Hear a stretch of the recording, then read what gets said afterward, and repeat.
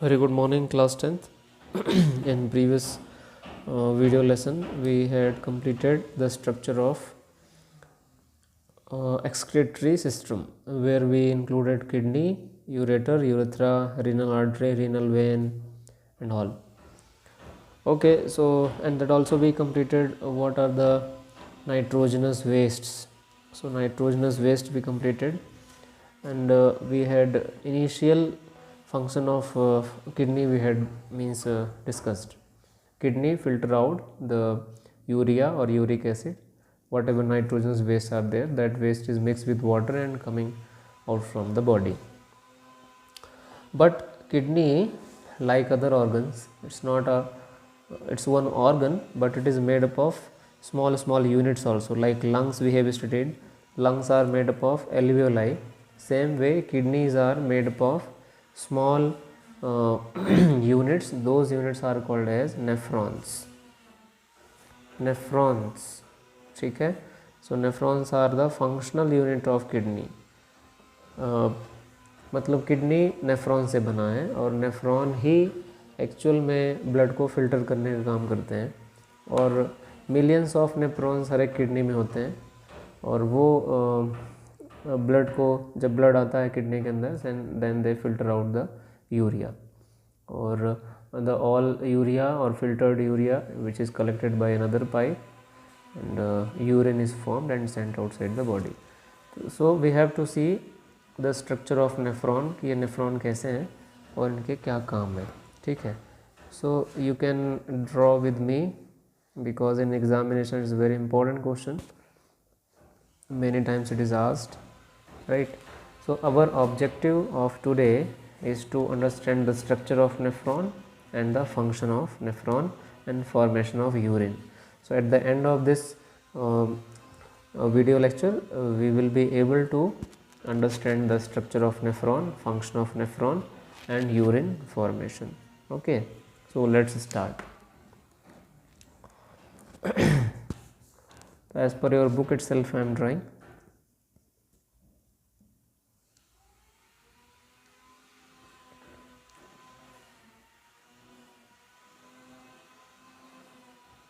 It is a blood vessel which is coming inside the kidney, renal artery, उसका एक branch. जब ये renal artery kidney में enter करती है, so it is divided into very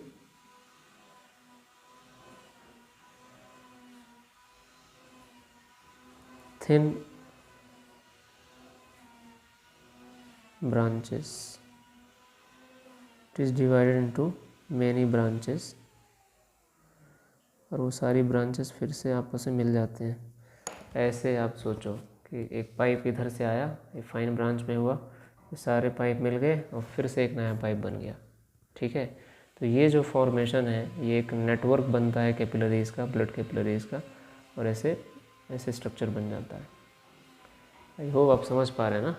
यहाँ से एक पाइप आया, बहुत सारे फाइन पार्ट्स में डिवाइड हुआ, वो फाइन पार्ट फिर से मिलकर एक बड़ा पाइप बना लिए. तो ये जो फाइन मीन्स जो कैपिलरीज बन रही हैं, यहीं पर फिल्ट्रेशन होता है ब्लड का. It's very important structure. तो ये ऐसा बना, और फिर ये वापस ब्लड वेसल्स बाहर आ गई. ध्यान देने की बात यह है कि ये जो ब्लड वेसल्स ब्लड को अंदर लेके आ रही है, वो थोड़ा थिक है, और जो बाहर निकल रही है वो थोड़ा थिन है. ये याद रखेंगे आप. ओके, ठीक है. अब जब यहाँ फ़िल्टर होगा ब्लड, तो उस फिल्टर मटेरियल को कोई कलेक्ट करने वाला भी चाहिए. तो एक्चुअल में यहाँ से नेफ्रॉन का स्ट्रक्चर शुरू होता है.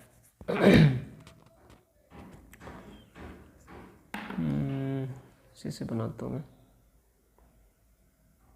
ये एक कैप्सूल जैसा स्ट्रक्चर, ये कप जैसा स्ट्रक्चर, इसको ऐसे कवर कर लेता है.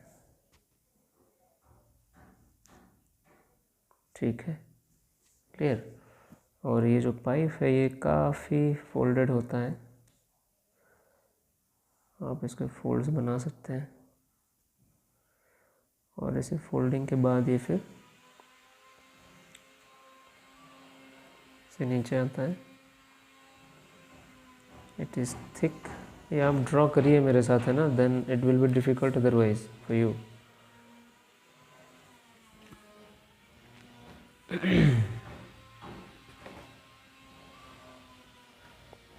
Then it will become thin, और ऐसा ही थिन यू शेप स्ट्रक्चर होगा। Then also it becomes thicker.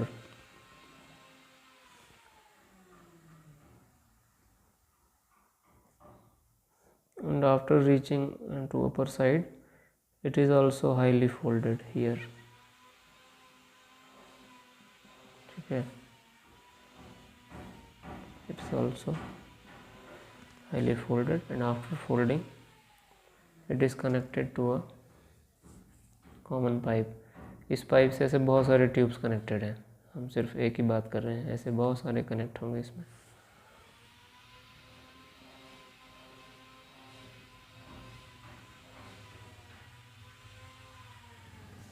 ठीक है,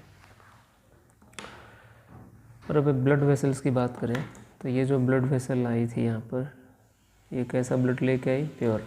हमने पहले ही पढ़ा है दिस ब्लड, ये क्या है? रीनल आर्टरी का एक ब्रांच है। तो इसमें क्या होगा इस ब्लड में?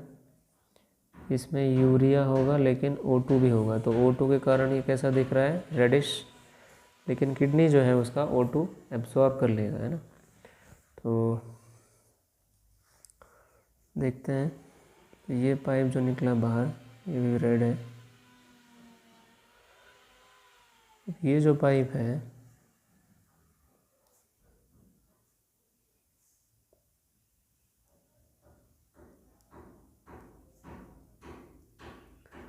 ठीक से बनाना, ये इसकी ब्रांचिंग हो जाती है,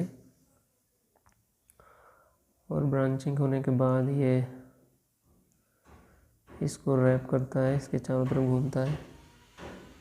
ठीक है, इस पाइप में, और ये जो पाइप है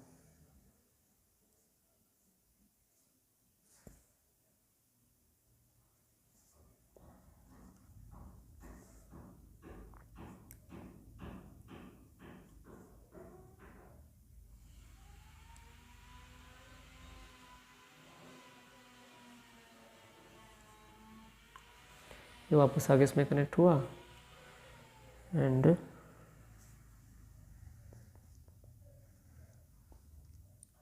ये ऐसे उस पूरे पाइप के चारों तरफ घूमते हुए ये बाहर निकलता है।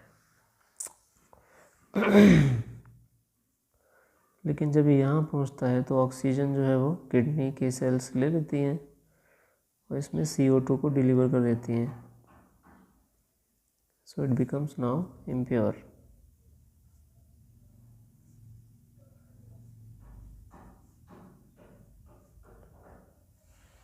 अब एटलीस्ट डायग्राम बनाइए and I will explain how it is working.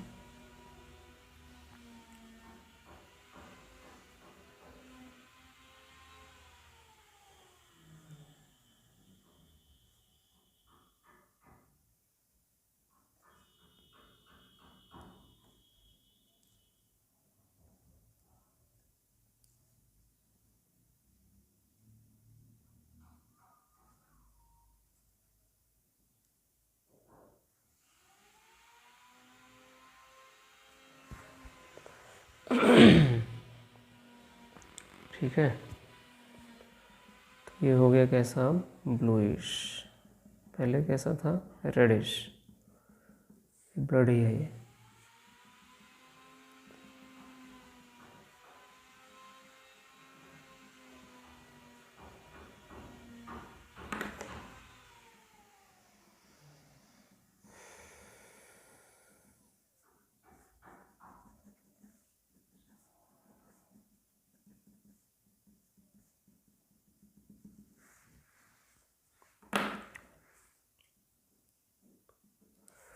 तो ये स्ट्रक्चर है नेफ्रॉन का, इसके नाम देखते हैं।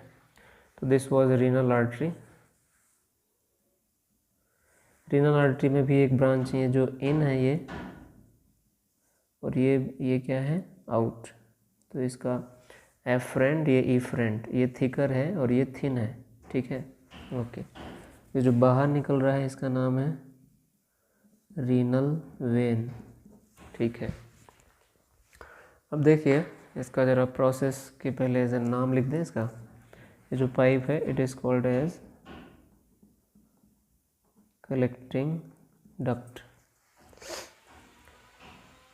ये जो कप शेप स्ट्रक्चर है इसको छोड़ दो, अब ये ब्लड वेसल्स को नहीं देखना आपको, ये जो अलग से कप शेप स्ट्रक्चर है उसको ज़रा मैं शेड कर देता हूँ, ठीक है।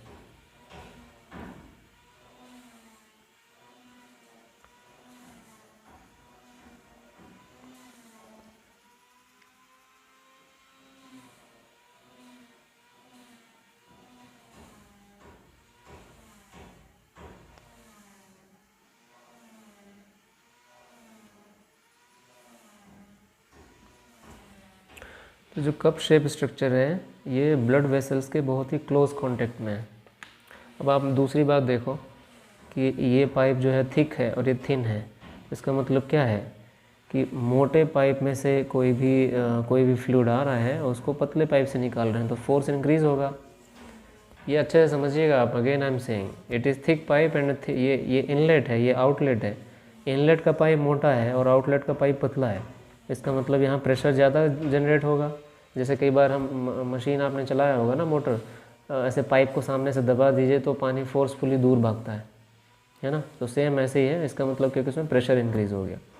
तो जब ब्लड आ रहा है यहाँ से तो इन कैपिलरीज में बहुत ही छोटे छोटे होल्स हैं। उस होल के थ्रू ब्लड में जो भी चीज़ें हैं वो सब फिल्टर होके कहाँ पहुँच जाती हैं, इस कप जैसे स्ट्रक्चर में। इस कप शेप स्ट्रक्चर को हम बोमेंस कैप्सूल बोलते हैं। क्या? बोमेंस कैप्सूल।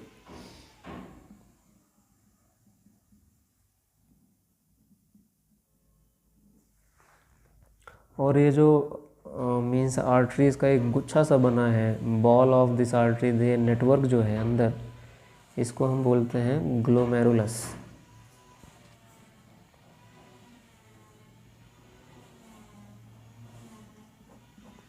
तो फिल्ट्रेशन कहाँ होता है? ग्लोमेरुलस में फिल्ट्रेशन होता है, यहाँ से फिल्टर होती हैं चीज़ें। कलेक्ट कौन करता है? बोमेंस कैप्सूल। ओके, अब डियर देखते हैं कि जो ब्लड आने वाला है, ब्लड कमिंग, जो आने वाला ब्लड है उसमें क्या है? उसमें यूरिया है जो हमको फिल्टर करना है, अमीनो एसिड्स हैं, वाटर है, सम सॉल्ट है, ग्लूकोज है। लेकिन इनमें से हमें क्या सेपरेट करना है? हमारा मेन टारगेट है किसे सेपरेट करना? यूरिया को। लेकिन ऐसा होता नहीं है। When blood is coming to the kidney for filtration along with urea, these things are also separated. These things are also separated. तो मतलब इस कैप्सूल में क्या क्या है?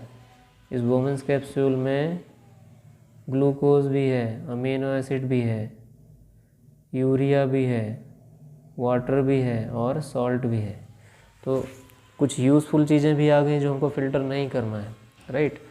उसी को ठीक करने के लिए ये ट्यूब है। अब इस ट्यूब के कुछ नाम हैं, ये देखो आप, ये जो फर्स्ट पार्ट है इस ट्यूब का, इसे बोलते हैं PCT। बुक से आप लिख लेना, प्रॉक्सिमल कॉन्वोल्यूटेड ट्यूब्यूल। ये लिखा है ट्यूबुलर पार्ट में, प्रॉक्सिमल कॉन्वोल्यूटेड ट्यूब्यूल। और ये जो है ये डिसेंडिंग आर्म है, ये असेंडिंग आर्म है, और ये लूप ऑफ हेनले है। ये जो यू शेप बन रहा है ना,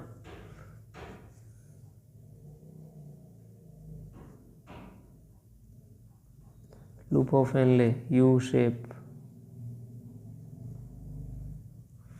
एक बार फिर से ये कॉइल्ड है, it is called as DCT, distal convoluted tubule.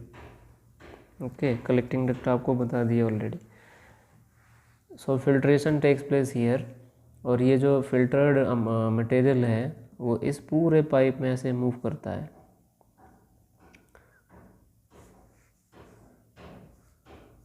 और फाइनली इसमें क्या बनता है, यूरिन। यूरिन यहाँ कलेक्ट हो जाता है। तो ऐसा इस पाइप में क्या है कि यूरिन बन जाता है। तो उस पाइप में ज़्यादा कुछ नहीं है, सिंपल है। अब ये जो चीज़ आ रही है नीचे, आप बता सकते हैं इसमें क्या क्या है। इसमें यूरिया भी है, ग्लूकोज भी है, वाटर भी है, सब चीज़ें हैं। तो यहाँ से जो यूज़फुल चीज़ें हैं वो फिर से क्या हो जाती हैं, रीएब्जॉर्ब। और वो रीएब्जॉर्ब होकर कहाँ पहुँचा देते हैं, फिर से ब्लड में। इसलिए निकलने वाला ब्लड वेसल उसके आसपास कॉइल्ड है। So the things which are useful they are reabsorb here. यहाँ से भी चीज़ें रीएब्जॉर्ब होती हैं और कहाँ पहुँचा देंगे, यहाँ पर ऐसे। फिर यहाँ से भी इसमें पहुँचा देंगे और यहाँ से भी चीज़ें रीएब्जॉर्ब हो जाती हैं इस ब्लड वेसल्स में। तो फाइनली क्या बचता है आपका, यूरिन, मतलब कुछ वाटर और यूरिया। तो देखते हैं ज़रा प्रोसेस में सबसे पहला क्या होगा, मैकेनिज़्म देखते हैं। mechanism of urine formation. So first, blood with urea and other useful materials is brought to kidney nephron for filtration. ठीक है। At glomerulus, urea along with amino acid, glucose, salts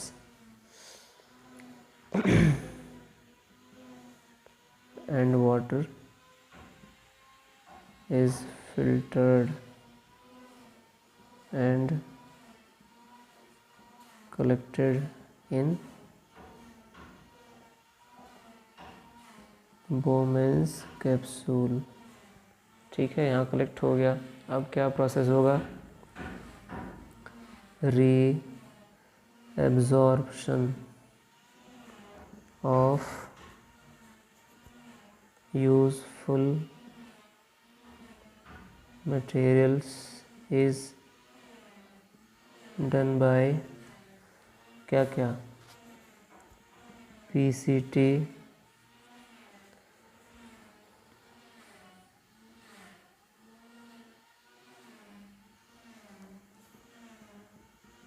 DCT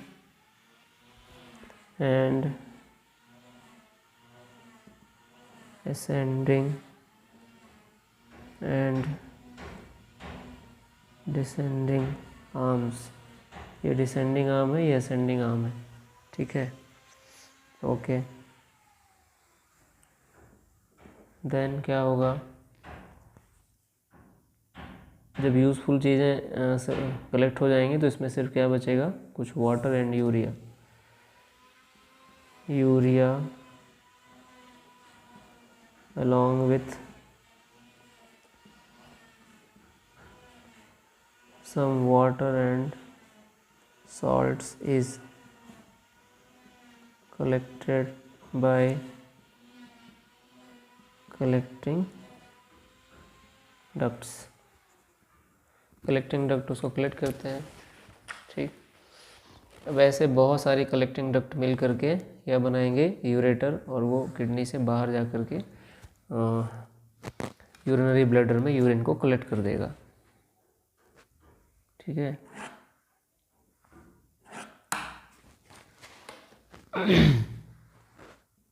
point number 5,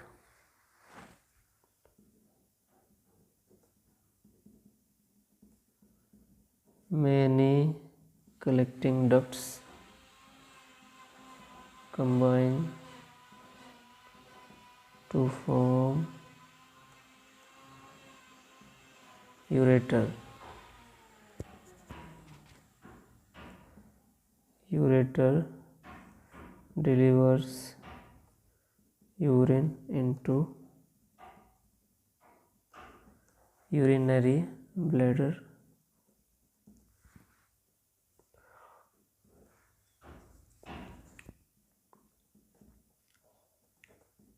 Urinary bladder stores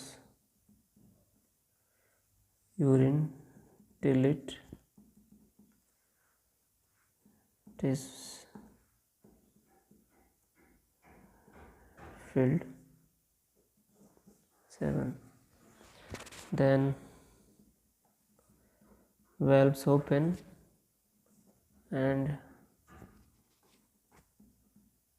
through urethra urine is passed.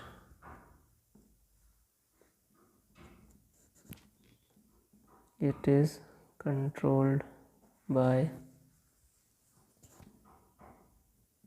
Brain. तो ये process था, ठीक है। इसमें जो सबसे इम्पोर्टेंट चीज़ है जो अक्सर कर पूछी जाती है वो है रीएब्जॉर्प्शन। कुछ फैक्ट्स मैं बता रहा हूँ आपको। लगभग दिन भर में हमारी दोनों किडनी मिला के 180 लीटर ब्लड फिल्टर करते हैं। अभी क्वेश्चन आएगा, हमारी बॉडी में तो 4-5 लीटर ब्लड होता है, तो 180 कहाँ? सेम ब्लड बार बार फिल्टर होता है। 180 लीटर मतलब यहाँ लगभग 180 लीटर फिल्टर होके आता है, but only 1.5 litre urine is formed per day. ये भी पर डे ही है। इसका मतलब ये है कि इतना जब फिल्टर होता है तो लगभग 99% क्या हो जाता है? रीएब्सॉर्ब्ड। अगर ऐसा नहीं होगा तो हमारी डेथ हो जाएगी। सारे glucose, amino acids, salt, water पूरा बॉडी से बाहर चला जाएगा किडनी के थ्रू। हम दिन भर टॉयलेट में बैठे रहेंगे तो क्या होगा? हमारी डेथ हो जाएगी, हम पानी लॉस हो जाएगा। तो किडनी एक तरह का एडेप्टेशन भी है। जब गर्मियों में पानी की कमी होती है तो यूरिन कम बनता है। बरसात में जब पानी ज़्यादा होता है हमारी बॉडी में, आसपास ही पानी ज़्यादा है, then urine amount is increased and diluted also. In summer season it is concentrated, ठीक है। तो इस तरह से ये नेफ्रॉन काम करते हैं, ठीक, ओके। एक बार ज़रा फिर से देखता हूँ मैं नेफ्रॉन को। The pipe, renal artery, one part of renal artery is bringing blood to kidney nephrons. Here they are divided into fine capillaries. Coming pipe is thick and outgoing pipe is thin, so pressure is increased. Here thin pores are there, means very small pores are there. Through the pores, along with the urea, useful things are also filtered out and collected by Bowman's capsule. But these are reabsorbed again in this arm, PCT, DCT, descending arm, ascending arm, loop of Henley. जो भी useful things हैं वो reabsorb होते रहते हैं। और finally ये liquid जो इस आर्म में है ये यूरिन में कन्वर्ट होकर कलेक्टिंग डक्ट से कलेक्ट करके बाहर भेजती है। और साथ में ऑक्सीजन भी एब्जॉर्ब कर लेता है ये part. So the red blood becomes blue blood, so that it is renal vein. अब रीनल वेन में क्या है? रीनल आर्टरी में यूरिया और O2 दोनों थे। रीनल वेन में क्या है? नो यूरिया, बट क्या है इसमें? CO2, that's why it becomes blue,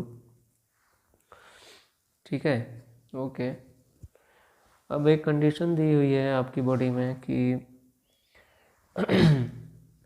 कई बार किडनी जो है वो फेल हो जाती है, किडनी फेलियर, या किडनी काम करना बंद कर देते हैं बिकॉज ऑफ मेनी रीजंस। हो सकता है कोई इंजरी हो जाए, कोई इन्फेक्शन या डिजीज़ हो जाए, या कई बार बाई बर्थ भी प्रॉब्लम हो सकता है। सो दो ट्रीटमेंट देखते हैं in case of kidney failure. Kidney failure का क्या ट्रीटमेंट है? तो इसका ट्रीटमेंट क्या है?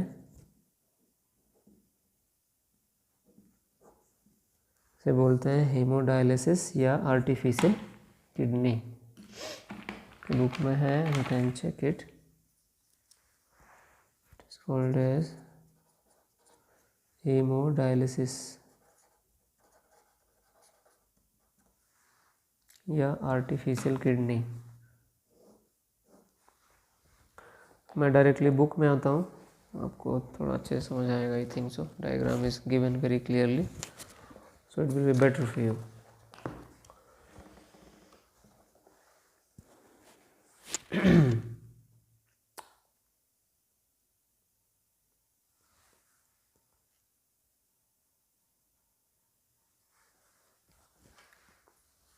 So about artificial kidney, it is given in your textbook page number 111111।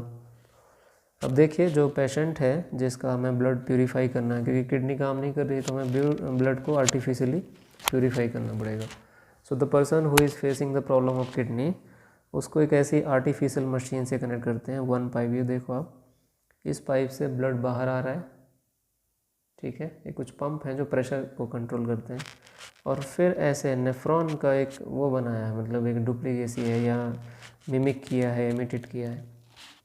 तो उस पाइप के थ्रू ये ब्लड फ्लो करता है, और इन पाइप में छोटे से होल्स होते हैं जिसमें से सिर्फ यूरिया बाहर चला जाता है इस लिक्विड में, और यूरिया ऐसे बॉटल्स में कलेक्ट कर लेते हैं, ठीक है। और प्यूरिफाइड ब्लड वापस बॉडी में भेज दिया जाता है। सो अब ये जो लिक्विड है यहाँ पर येलो कलर में जो भरा है, इसमें धीरे धीरे यूरिन का अमाउंट इंक्रीज़ हो जाता है, तो नया लिक्विड, फ्रेश लिक्विड इसमें भरते हैं और ओल्ड लिक्विड को हम निकालते जाते हैं। और ऐसे ही लगभग 6 to 7 आवर्स लगते हैं हेमोडायलिसिस में, और इसका खर्चा भी काफ़ी ज़्यादा है, ठीक है। तो बहुत सिंपल है, ब्लड को हम बाहर निकालेंगे, इस मशीन के थ्रू पास करेंगे।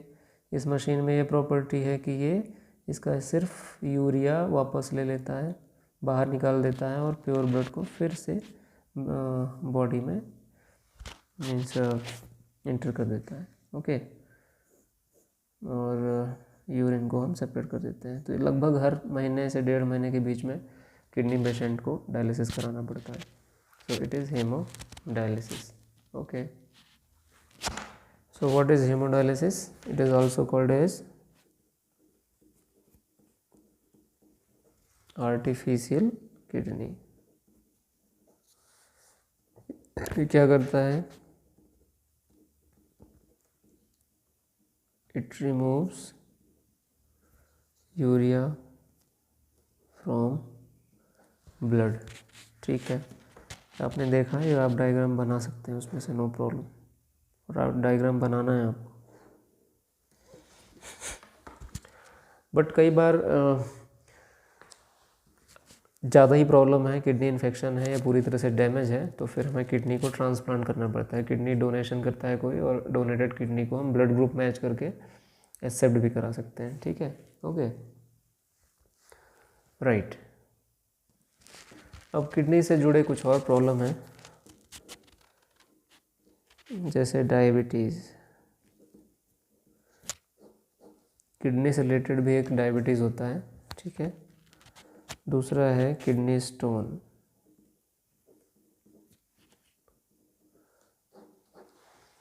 अब क्योंकि आपने ऐसे तो पढ़ा ही है ना, ये किडनी यूरेटर, तो कभी भी किडनी के अंदर स्टोन नहीं होता है यहाँ पर, ये आप ध्यान रखेंगे। कोई आपसे पूछे भी, so you don't be confused, kidney के अंदर कभी भी स्टोन नहीं होते।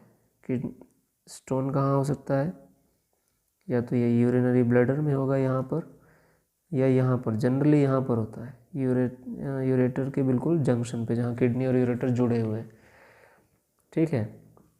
तो अगर ठीक से पानी प्रॉपर नहीं हम पी रहे हैं, ठीक से फिल्टर्ड नहीं है, या उसमें डिज़ोल्व सॉल्ट ज़्यादा है, मैक्सिमम कैल्शियम ऑक्सलेट और मैग्नीशियम ऑक्सलेट होते हैं, तो उनसे हमें किडनी का स्टोन प्रॉब्लम होता है।